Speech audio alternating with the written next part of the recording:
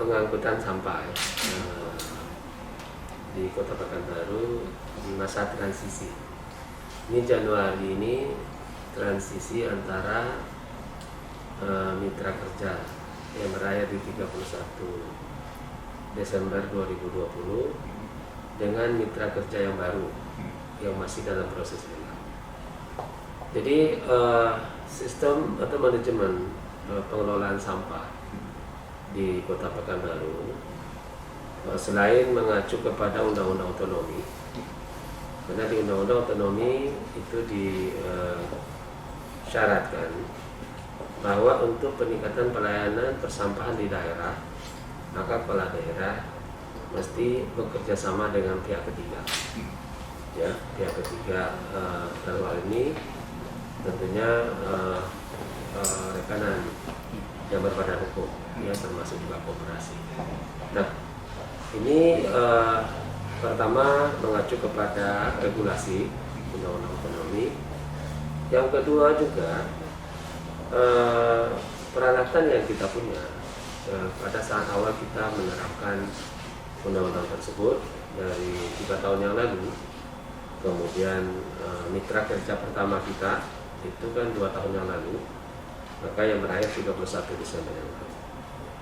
Dalam wilayah Kota Pekanbaru ini kita bagi 3 zona. 2 zona itu kita bekerja sama dengan pihak ketiga yang tadi melalui proses lelang terbuka.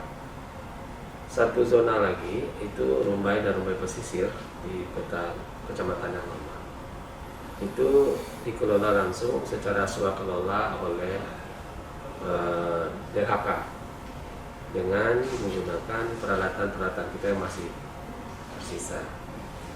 Nah, dari pengelolaan 2 zona yang tadinya dikerjakan oleh mitra kita per 31 Desember itu berakhir, sehingga Januari itu sudah kembali tanggung jawab sepenuhnya kepada pemerintah kota melalui DLHK sebagai dinas teknis yang mempunyai kewenangan tugas pokok dan fungsi dalam penanganan sampah. Kenapa hal ini terjadi? Ini juga proses administrasi. Seharusnya untuk penyediaan mitra kerja tadi sudah harus selesai pengadaannya melalui tender terbuka di November Desember setelah pengesahan APBD. Tetapi kendala-kendala teknis yang dialami oleh kepala dinas yang secara detail kami tentu tak tahu.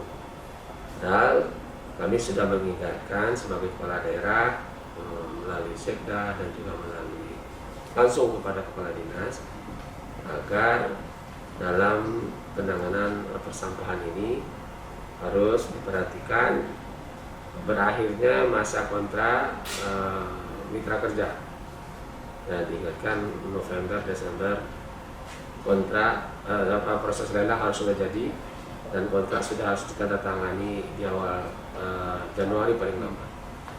Dan ternyata sekali lagi gagal tender di bulan November Desember, kemudian baru proses lelang dilakukan di bulan Januari.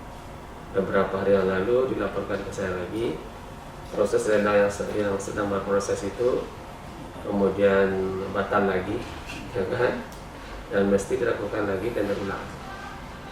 Proses lelang itu memakan waktu kurang 1 bulan. Jadi akhirnya ini masa transisi akan menjadi 1 bulan lebih. Berarti sampai bulan kedua.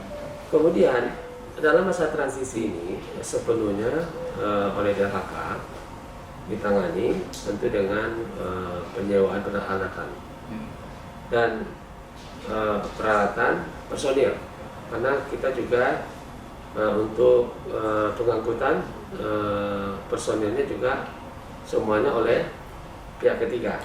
Nah, sehingga ini juga menjadi kendala bagi DHK.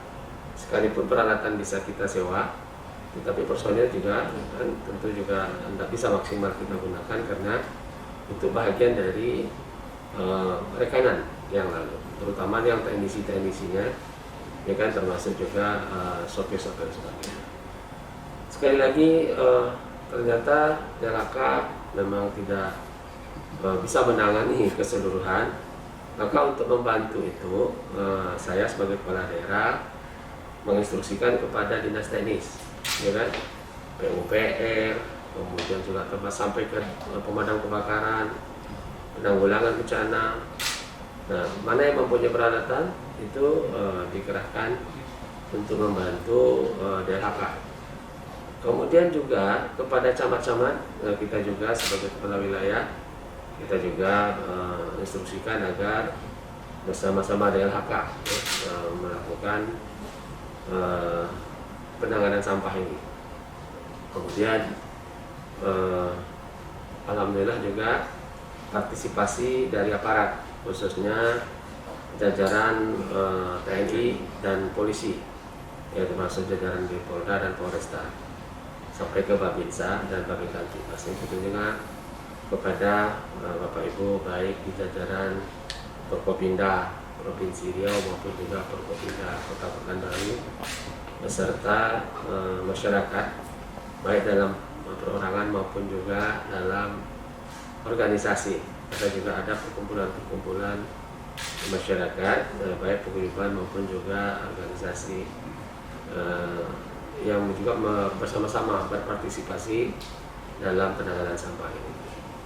Jadi sekali lagi kepada masyarakat Kota Pekanbaru, saya atas nama kepala daerah, pemerintah dan pelayan masyarakat Pekanbaru, mohon maaf atas penanganan pelayanan sampah di lingkungan yang hari ini tidak maksimal dapat kita urus. Mudah-mudahan dengan proses tender yang kita sedang proses lagi dalam saat ini, kita harapkan di Februari, pertengahan Februari insya Allah ini kita sudah dapat normal dengan pengangkutan yang akan dilakukan oleh mitra kerja kita yang sedang kita proses dalam wilayah. Kepada masyarakat tentunya kami sekali lagi atas nama pemerintah minta maaf atas kurangnya pelayanan ini pada saat ini dalam manajemen pengangkutan sampah, dan kemudian juga kami berterima kasih kepada kelompok-kelompok masyarakat yang telah juga ambil bagian untuk berpartisipasi dalam pengurusan, dan juga tentunya kepada semua kita, mari kita perhatian untuk menangani sampah kita masing-masing, terutama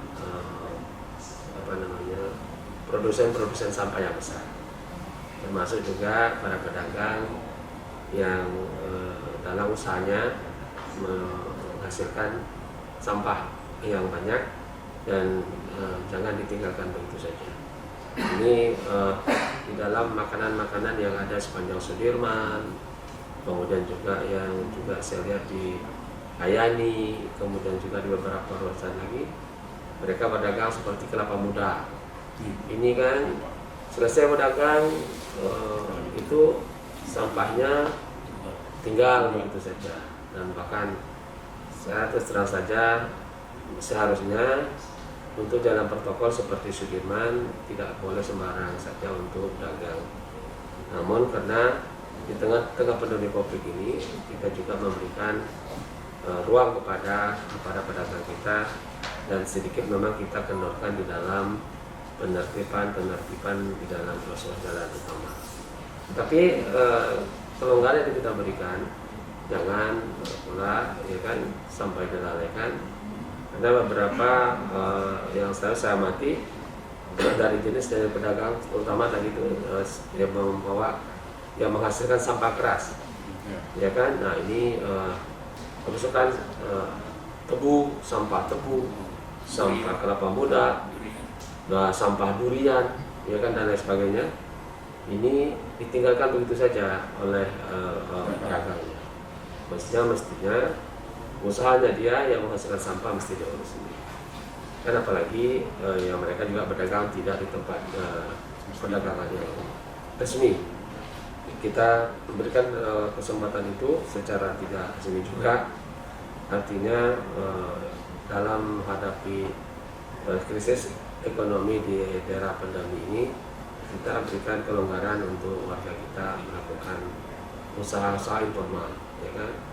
Dan sekali lagi tentunya mari kita sama-sama menjaga agar kota kita ini tetap dapat kita jaga kebersihannya, dan kita harapkan di dalam Februari nanti setelah kita mendapatkan mitra kerja, insya Allah ini akan dapat pengangkutan sampah akan dapat normal.